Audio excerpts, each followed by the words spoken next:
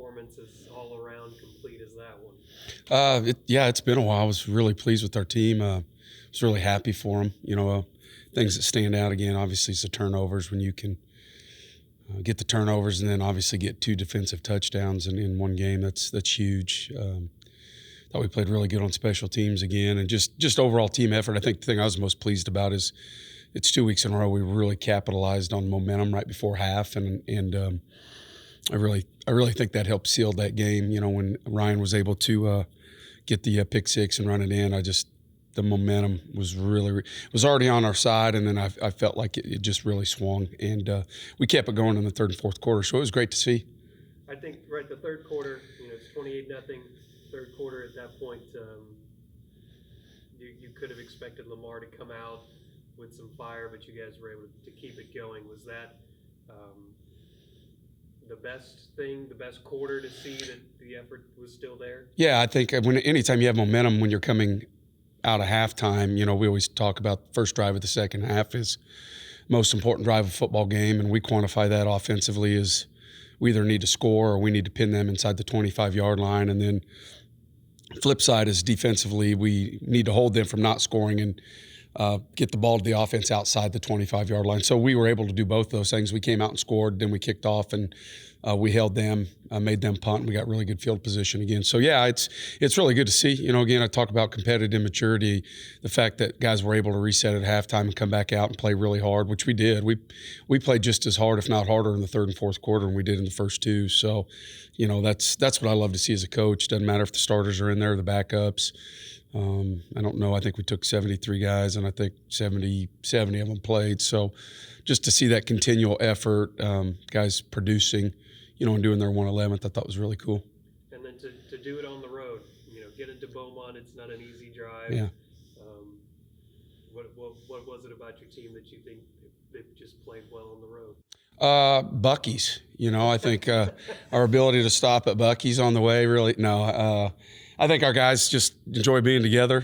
They love the opportunity to compete, and it's just really good to see, like you said, to be able to go on the road and not just win, but to play really well and win and not turn the football over, and again play all 3 phases: offense, defense, special team. Anytime you can do that in football and win a game, man, it's really good for everybody's confidence.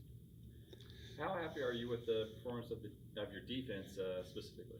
Yeah, the last 2 weeks, really pleased because we went, 8 quarters of football to start the season without a turnover, and the fact that we've been able to turn the football over here in the last 2 weeks, I think is huge. I think, a lot of it's predicated on our ability to stop the run. I think we're good at that. Our run fits are well, but we're finally getting guys in a position of, hey, we know you're going to throw the football, and we're able to affect the quarterback, get him off his spot, even when we're not sacking him, changing his arm angle a little bit, and you saw that. With him on the interception to Ryan, he had to flush. He made a bad throw. Hunter tipped it and it went right into Ryan's hands. So I'm really pleased from that aspect of, guys doing their job and we're able to get into those obvious pass situations. You ran the ball at will on Saturday. Was that more of a product of the line or your backs? I think both. I would throw another one in there for you. Our receivers, I'm very proud of our receivers. If you've done football a lot of times you really have to prod receivers into block, and that's not the case with our guys. It starts with Kobe Clark. He's our bell cow, and he's one of the best blockers, if not the best blocker from a receiver standpoint. So I think it's all-encompassing, man. I think we're doing a good job of running the outside zone play, and obviously that starts with the guys up front, the fullback and the tight ends. But our perimeter game is really good too. Our jets, our pitches on the edge, and that's a product of receivers blocking out there. So again, when you're not just balanced run pass, when you can run in between the tackles and outside, I just think it makes your run game a lot more dynamic. Do you think your team is ready to start conference play? Yeah, I do. We're really excited to get off and get going. Obviously we've got a huge challenge in front of us. Central Arkansas is a great football program. They have been for a long time. Don't care what their record is. They lost a game late to Missouri State. Missouri State had to do a 2-minute situation, and then they've lost to an FBS school, and then they've lost to the defending national champion. So that's what we've been talking to our team about all week. Don't look at the record. You need to look at their history. It's a very proud football program. They're going to come in here and play really, really hard. And but I think our guys are up to the challenge, man. We're excited. We're really hopeful we're going to have another really good crowd, and we're just excited to get back out and compete. What's going to be the most difficult aspect of taking on Central Arkansas? They're playmakers. They have really big playmakers in all facets, starting with their quarterback. He's really dynamic. Two really, really good receivers. Obviously, they're really good on the line. They can run the ball. But to me, offensively, it's the quarterback and the two receivers. They've got a really good kick returner, punt returner, so they're dynamic in special teams. And then you go over to the defensive side of the football. Their defensive line is really, really good. They don't have to blitz to get pressure because they do it with four guys. So they're able to play a lot of two deep shell, keep things inside and in front of them, and not give up big plays. So we got a big challenge. Right. And then on your 3-game winning streak, you've outscored your opponents by a combined 136 points. What does that say about the way your team is performing right now? I think there's some things. Number one, I think a couple of those games we should have done that, but we haven't always done that. So it's good to see guys come out, again, competitive maturity, do what they're supposed to.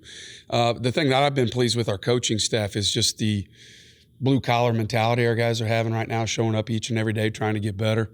We're nowhere, and our guys would tell you this too. There's, obviously we've done some really good things the last 3 games, but there's a lot of things we can be doing better too. So I like to see that and hear that from our guys, understanding it. Yeah, we're having success, but don't feel like we've reached our potential by any stretch of the imagination. Talk a little bit about where your quarterback's Dorrel, how he's progressed. Yeah, he's getting better every week, and that's exciting. It's I say it, it's just like, it's having a young child when their brain, every week it's like a sponge, man. He's getting better, and every game rep for him, he's going to continue to get better. I think the thing that I'm pleased with, throw SMU out, he's really relying on people around him. He doesn't feel like he's got to do everything, which is super exciting. He's dual threat, man. He can throw the ball. He's got great arm talent, but he can run the football when he needs to. He's doing really good in the pocket right now. When we're getting blitzed, he feels we're not good. He's able to step up and move around and get out of there, and a lot of that's just instinct. There's some quarterbacks have that, some don't. So he's really keeping us out of some negative plays with his feet, and then he's not forcing the football down the field, which is he's taking check down routes, which is it's not always the case with a young quarterback. What was it that you guys saw in him compared to Peyton when you guys made the decision to make him the starter? Yeah, it's tough. Obviously you've seen what Peyton's doing for us right now. He's playing real well. Probably just the drop back passing game portion of it, not the movement. When we boot naked, they're both the same. But when we play action and stay in the pocket, or we're 5-step, 7-step, his ability to step in there and just move in the pocket. So the win on Saturday was your first win against Lamar in a really long time. So what did it mean for the program to get that win against Lamar? Yeah, it's exciting. Anytime you can play a conference opponent on the road and win in the fashion we did, I think was really exciting. I was happy for our guys. They were, you come off winning a football game late at night, we grab a little dinner, and guys were having a lot of fun on the bus, and it's great to see guys enjoying each other and experiencing that. Quite honestly, we didn't get to do that last year, so makes me feel good. Our coaching staff feel good that guys are happy and they enjoy being together, and they're playing really hard. That's the thing that I'm seeing, and we got to keep capitalizing on that momentum. We don't have to be perfect, but if you play, you probably heard the saying, the team that plays harder longer usually wins, and I really feel like our guys are really buying into that. And then what have you guys been working on specifically in practice this week to get ready for Central Arkansas? Yeah, the big thing is the two receivers. I mean, you've just, number one, they do a great job of moving them around, disguise them in formation, so you got to know where they're at. That's the biggest thing, and then we've got to keep everything inside and in front of us. We can't let those two guys by us. They're really, really good.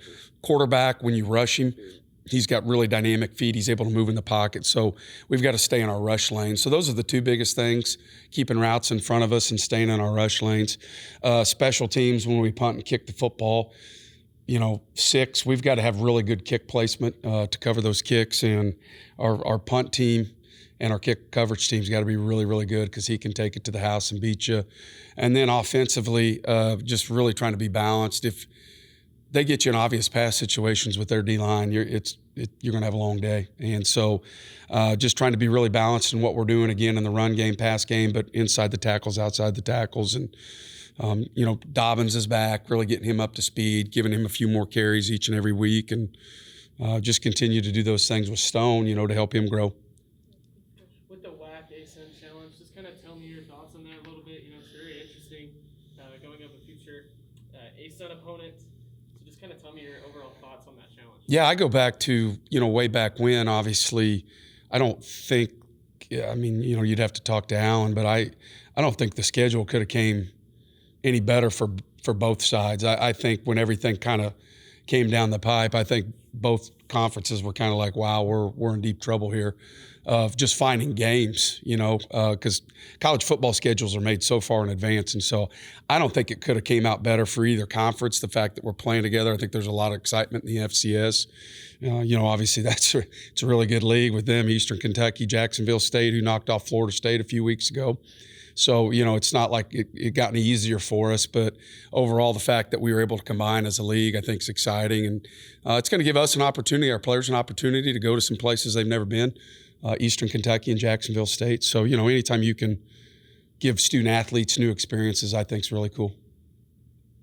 And then for Coach Brown at UCA, a guy that bleeds purple, a lot of passion for him and that coaching staff, specifically Ken Collins, former head coach here. Yeah. Just tell me what that game kind of means to you on Saturday and to your team. I have a tremendous amount of respect for Nathan. I call him a friend. He's a guy I pick his brain from time to time. I think he's one of the up-and-coming young coaches in college football. I know how he feels because I used to coach at my alma mater. He was the starting quarterback there, and he won a national championship. Ken was his quarterback coach and coordinator. So it's a very, very good football program. They've got a proud history, and they're doing a lot of really good things. Thanks, Coach. Mm-hmm. You mentioned Dobbins being back. Just what Yeah. did you see out of him against Lamar? Good. He's just finally – he'd tell you this. He missed a couple runs. When you just haven't played for a while, man, your vision – he didn't have a ton of reps in fall camp either. So vision-wise, he missed a couple cuts. And so hopefully this week he doesn't miss those because, he's got the speed when he makes those cuts and goes.